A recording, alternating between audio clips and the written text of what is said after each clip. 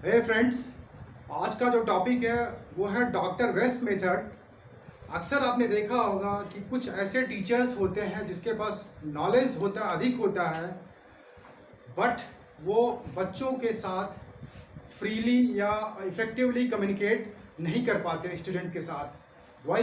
Because they don't have teaching skill, proper teaching skill. That is why they fail to communicate with the student properly. Whereas कुछ ऐसे teachers होते हैं जिनके पास knowledge कम होता है, लेकिन उनके पास टीचिंग स्किल होता है, जिसकी वजह से वो बच्चों में बहुत ही पॉपुलर होते हैं, लोकप्रिय होते हैं, and they communicate with the student properly. Some teachers have natural flair for the teaching, whereas most of the teachers do not have this, and they need to develop this skill of teaching. तो क्या इसके बाद क्या होगा, इसको कैसे हम develop करेंगे, कैसे टीचिंग कंटेंट हमारा टीचिंग प्रोसीजर्स कैसे इम्प्रूव होगा, उसको समझने के लिए हमारे पास तीन चार तरह के तीन टर्म्स हैं जिसको हम अप्रोच, मेथड एंड टेक्निक, इसको हम बात करेंगे। और उसके बाद हम बात करेंगे डॉक्टर वेस्ट मेथड, एलाबोरेटली बात करेंगे। तो वीडियो को आप पूरा देखें, लास्ट तक देखें, जिससे आपको ये पूरा कॉन्सेप्ट प्रॉपरली समझ में आ जाए। जो डॉक्टर वेस्ट मेथड के बारे में जो हुआ था, जो एक पैनिक था, उसको आज मैंने बहुत ही मेड इजी किया है, and I hope that you will be very comprehensible with the concept, and you'll be doing it fairly good.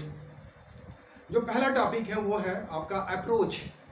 Approach क्या होता है? अप्रोच जो होता है एक ब्रॉडर टर्म है, एक बड़ा टर्म है। ये किसी आदमी का, किसी पर्टिकुलर पर्सन का एक पॉइंट ऑफ व्यू होता है, एक फिलॉसफी होता है, उस सब्जेक्ट के बारे में होता है, and it is study of self evident truth. इसके अलावा जो है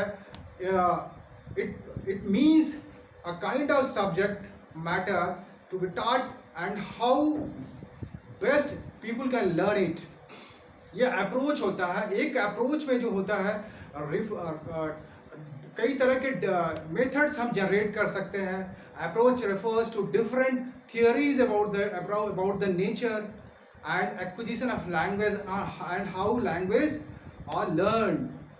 जब हम अप्रोच की बात करते हैं, अप्रोच एक ब्रॉडर टर्म है, उसके अंतर्गत एक किसी का एक पॉइंट ऑफ व्यू हो सकता है, लैंग्वेज कैसे लर्न करना है, लैंग्वेज को कैसे इसकी क्या थियरीज हैं, क्या फिलॉसफी है।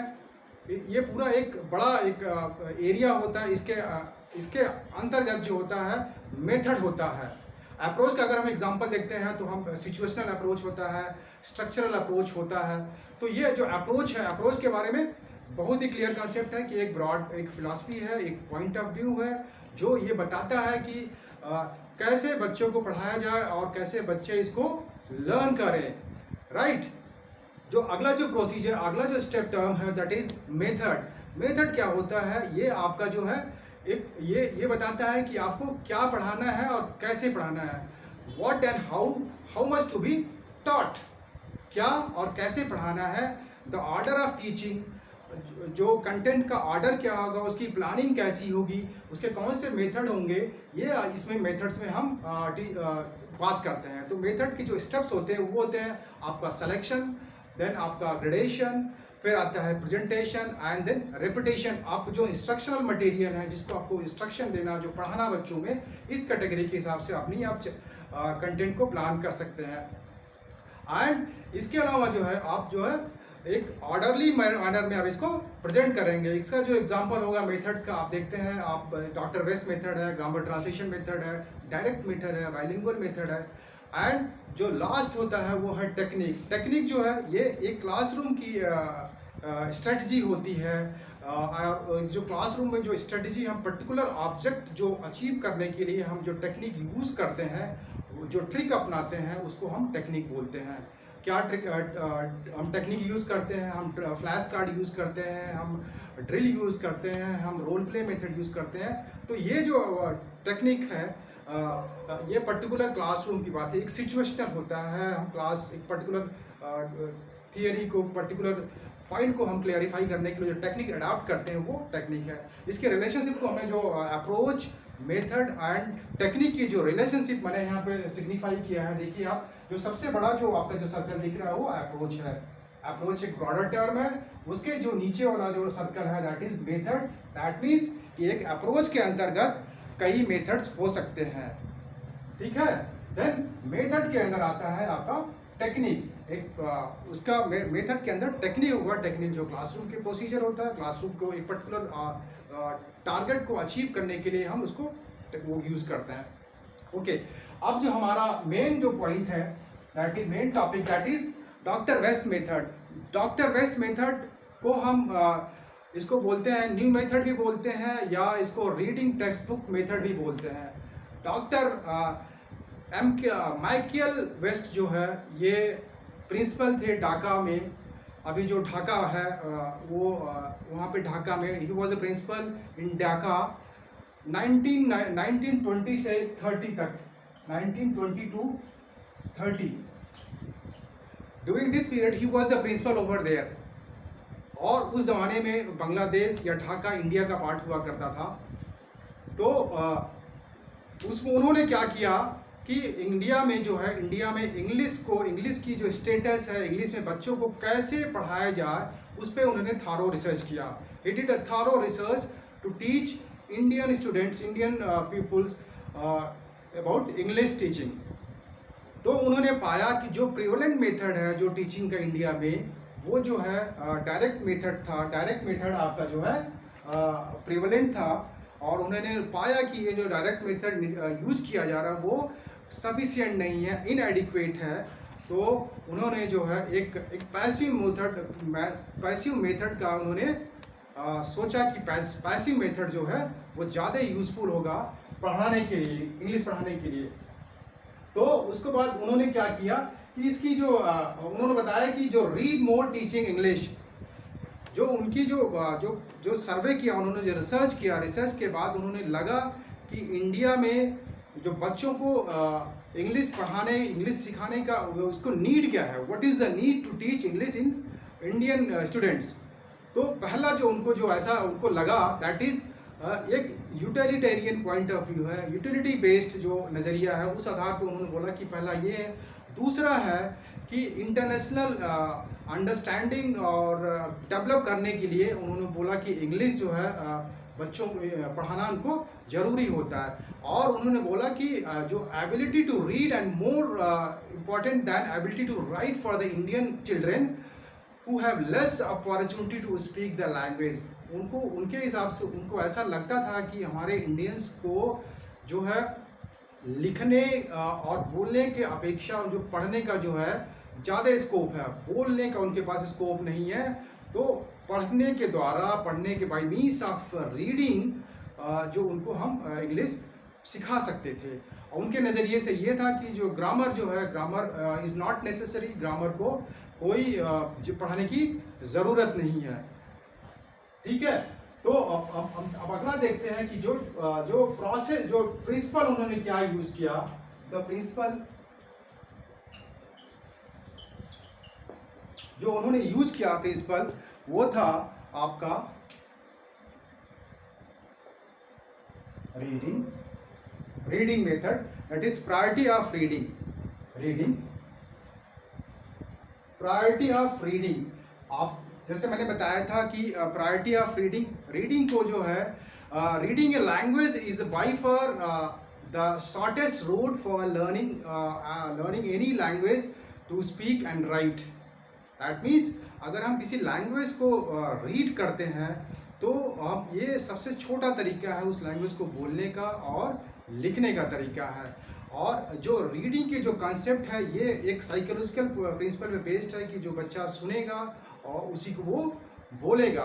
तो बच्चा गलत न बोले, सही बोले, उसके लिए उन्होंने एक सही बुकलेट डेवलप की थी, बुक्स उन्होंने बनाया था, जिस आधार पे उन्होंने रीडिंग को फैसिलिटेट किया था। उनके हिसाब से जो रीडिंग जो है दो तरीके से है। तो one is oral reading and दूसरा जो है आपका silent reading. Oral reading and silent reading. जो ओरल रीडिंग है, ओरल रीडिंग क्या है? ओरल रीडिंग जो है इसमें जो बच्चा जो रीडिंग, जब बच्चा पढ़ता है, when a child reads he gets connected with the language, उससे वो बच्चा जुड़ जाता है। और हम जब बच्चे को जो स्टार्टिंग में रीडिंग करवाते हैं तो उसको हम लाउड रीडिंग के माध्यम से उसको हम कहते हैं कि तुम लाउड रीड करो, सो दैट जो ये बच्चा जो है उसकी हम जो प्रोनाउंसिएशन होता है वी कैन करेक्ट दैट, जो उच्चारण का जो दोष होता है, अगर पढ़ते पढ़ते कहीं वो गलती कर रहा है तो वो हम उसको करेक्शन कर सकते हैं। तो ओरल रीडिंग में बच्चा लाउड रीड करेगा स्टार्टिंग में ही, जो बिगिनर्स होते हैं उनको हम लाउड रीड कराएंगे। इसके अलावा ये एक साइलेंट रीडिंग का जो स्टार्टिंग होता है, पहले हम लाउड रीड करवाएंगे, उसके बाद हम साइलेंट रीड करवाते हैं। देन ओरल रीडिंग में हमको लाउड रीड कराना है ताकि हम प्रोनाउंसिएशन को करेक्ट करें, और बच्चा जो है लैंग्वेज से जो है एक इंटरनल कनेक्शन होता है और वो लैंग्वेज को फील करता है, राइट। देन आपका आता है साइलेंट रीडिंग। साइलेंट रीडिंग में क्या होता है, जो इसका जो मेन एम है वो है जो सफिशिएंट प्लेजर। जो बच्चे जो साइलेंट रीडिंग करते हैं उसका मतलब ये होता है कि जब बच्चा साइलेंट रीडिंग करेगा तो उसको प्लेजर मिलेगा, आनंद मिलेगा पढ़ने का, और उसको डिफरेंट स्टोरीज हम देंगे, डिफरेंट उसके इंटरेस्ट का जो बुक होगा बच्चा वो पढ़ेगा। जब पढ़ते हुए उसके अंदर क्या है कि ये जो काफ़ी देर तक, काफ़ी दिनों तक ये बना रहेगा। और क्योंकि ऐसा पाया गया है कि इंडियन कॉन्टिनेंट्स में, इंडियन कंट्रीज़ में जो है, भारत के देश में बच्चे पढ़ते पढ़ते जो है वो ड्रॉप आउट हो जाते हैं और अपनी जो कोर्स होता है उसको पूरा नहीं कर पाते हैं। तो जब अगर उनके अंदर एक साइलेंट रीडिंग की बात डेवलप होती है, तो जब भी उनको उनके इंटरेस्ट की लिटरेचर मिल जाएगी, बुक मिल जाएगी, तो वो पढ़ते पढ़ते उसको सीख लेंगे। लैंग्वेज को सीखने का जो उनके अंदर एक जुनून होगा वो पढ़ेंगे, जो भी इंटरेस्ट होगा, चाहे स्टोरीज की बुक पढ़ेंगे, चाहे वो न्यूज़पेपर पढ़ेंगे, या any kind of literature book they read, they will develop the interest and gradually they will learn the language. So हमें जो है he gave more stress on the silent reading. उनको लगा कि साइलेंट रीडिंग जो है ये ज़्यादा पावरफुल है लैंग्वेज सिखाने का, और इसको जो है हमें किसी भी बिगनर्स को जो है हम साइलेंट रीडिंग हमें पहले नहीं कराना, हमें पहले लाउड रीडिंग ही कराना है। लाउड रीडिंग के बाद जो हमें साइलेंट रीडिंग कराना है। जो दूसरा जो आपका जो प्रिंसिपल था इनका जो है, पहला जो है कि प्रिपरेटरी जो दैट इज प्रॉपर्टी रीडिंग था। दूसरा जो थियरी है, दूसरा जो प्रिंसिपल है that is controlled vocabulary. Controlled vocabulary क्या होता है? कंट्रोल्ड वोकैबुलरी उनके हिसाब से उन्होंने जो है he designed strictly controlled and interesting reading material which presented with the help of limited vocabulary. जो उनका नज़रिया था, उन्होंने कंट्रोल लिमिटेड वोकैबुलरी डेवलप किया था। उनके हिसाब से 1158 जो वर्ड्स हैं ये सफिशिएंट होते हैं। इस वर्ड के हिसाब से एक बच्चा जो है डे टू डे का जो कम्युनिकेशन कर सकता है। और जो है ये जो वर्ड्स हैं, इसी वर्ड्स के साथ हम जब ड्रिलिंग करेंगे उनको जब हम ड्रिल कराएंगे तो ड्रिल के माध्यम से जो है वो इनकी जो है फ्रीक्वेंसी जो है और इनकी जो कम्युनिकेशन स्किल जो है वो बढ़ेगा। The main emphasis of this method is reading vocabulary in the different forms. जो वोकैबुलरी जो है 1058 जो वर्ड्स हैं, इसके जो हम डिफरेंट फॉर्म्स में जो है हम वर्ड्स को हम इसको रीड करवाएंगे, चाहे स्ट्रक्चरल फॉर्म हो, चाहे फॉर्म्स ऑफ वर्ड में, चाहे कंटेंट फॉर्म में हम उनको रिपीट करवाएंगे, बार बार उनको बुलाएंगे और वो पढ़ेंगे इसके फॉर्म्स ऑफ द वर्ड कि ऐसे वर्ड्स जिनके जो है आप नाउन एडजेक्टिव, प्रोनाउन, एडवर्ब हो, वो फॉर्म्स वर्ड है, राइट। और ये इनको कनेक्ट करने के लिए जो है ये जो पर्टिकुलर जो वोकैबुलरी वर्ड्स हैं, इसको जो है कनेक्ट करने के लिए he presented to the student through two books, that is Readers and Rapid Readers. Readers and rapid readers. ये जो है इनके दो बुक्स है, दो बुक्स के माध्यम से इन्होंने वोकेबुलरी को जो है बच्चों को पेश किया, और हर पेज पे उन्होंने जो है पिक्चर के माध्यम से और पिक्चर के माध्यम से और बच्चों को जो है वोकेबुलरी उनको बताया है, रिपीट करवाया है। देन अब आप इसके अलावा जो है बुक रीडिंग क्या है, बुक रीडिंग जो है एक अलग से उन्होंने बताया था कि बुक रीडिंग जो है कि reading ability can be developed by the reading books with ease and interest. जब एक स्टूडेंट्स एक प्यूपल जो है बुक रीड करता है तो उनको हिसाब से जो एक इंटरेस्ट जो डेवलप करता है, और वो अपने इंटरेस्ट के हिसाब से अपने सहूलियत के जब प्लेजर जो पढ़ता है तो वो काफ़ी कुछ लैंग्वेज को सीखता है।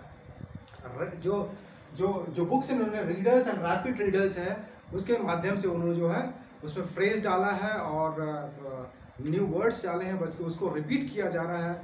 आफ्टर इंट्रोड्यूसिंग न्यू वर्ड्स, जो बच्चा उस न्यू वर्ड्स को जो फेमिलियर हो जाता है तो अगला जो है हम उसको रिपीट करवाते हैं, न्यू अगले वर्ड्स को डालते हैं, उस तो पर्टिकुलर वर्ड को बच्चा यूज़ कर लेता है, समझ जाता है, फिर हम अगला वर्ड्स इसमें डालते हैं। देन अब अगर हम बात करते हैं कि ये तो डॉक्टर वेस्ट का जो प्रोसेस हो गया, प्रिंसिपल हो गया कि प्रिंसिपल क्या था इनका, बड़ा प्रिंसिपल ये था कि रीडिंग जो है प्रायोरिटी ऑफ रीडिंग, एंड दूसरा जो है control and select vocabulary. Then अगर हम बात करते हैं एडवांटेज क्या है, एडवांटेज में ये था कि by the ability to read the student will develop the comprehension and correct pronunciation. That means अगर हम बच्चा जो है पढ़ता है तो कॉम्प्रहेंशन जो है उसको कॉम्प्रहेंस करेगा और उसके माध्यम से जो है वो प्रोनाउंसिएशन भी सीखेगा। Then by this oral and silent reading उसके अंदर एक अपने आप स्टडी करने का जो है, सेल्फ स्टडी करने की जो है क्वालिटी डेवलप होगी। Then he will develop the interest and taste for the English language. इसके अलावा क्या होगा कि by this oral and silent reading then go in the long run for the improving their written and spoken habit style, and the next will be that they will enhance their vocabulary, उनकी vocabulary भी इसके बढ़ेगी। इसके अलावा क्या, what else, इसके अलावा उन्होंने क्या है कि they develop the independent reading, उनके अंदर एक अपने स्वतंत्र पढ़ने की जो है एक हैबिट जनरेट होगी। तो और इसके अलावा जो है डिसएडवांटेज क्या होगा, डिसएडवांटेज ये होगा कि डॉक्टर वेस्ट साहब ने जो है उन्होंने फोकस किया था सिर्फ रीडिंग स्किल के बारे में, बताया था कि by the means of reading we can inculcate the English learning in the Indian students. That means सिर्फ पढ़ा के हम जो है बच्चों को पढ़ाने वाला जो स्किल है, पढ़ने के माध्यम से ही हम बच्चों को, इंडियन स्टूडेंट को हम इंग्लिश सिखा सकते हैं, क्योंकि ये ज़्यादा कन्वीनियंट है as compare to the prevalent जो मेथड है, डायरेक्ट मेथड। तो ये और बाकी इसके अलावा जो बाकी जो स्किल्स हैं, reading, writing, speaking and listening जो है उस पर उनका कोई फोकस नहीं है। इसके अलावा जो ये he was quite opponent of the grammar का उन्होंने कोई ध्यान नहीं दिया, कंपोजिशन पे इडियम्स और नेगलेक्टेड है। तो ये सब पॉइंट्स हैं। उसके अलावा जो है लिमिटेड वोकेबुलरी की बात ये करते हैं, जो कंट्रोल्ड जो वोकेबुलरी है 115 वर्ड्स की बात करते हैं, उसके अलावा जो है वोकेबुलरी नहीं होती है। देन बहुत कम इंटरेस्टिंग होगा, बिकॉज एक ही स्किल की बात करते हैं, जो है सिर्फ रीडिंग स्किल की बात करते हैं और बाकी स्किल की बात नहीं करते हैं। तो दोस्तों मैं उम्मीद करता हूं कि आप इस वीडियो के माध्यम से डॉक्टर वेस्ट मेथड जो आपको लगता था कि जो है बहुत कठिन होगा और इसमें क्या है, इसको आप इस चीज़ को भली बात समझ गए होंगे। Thank you very much. जय हिंद।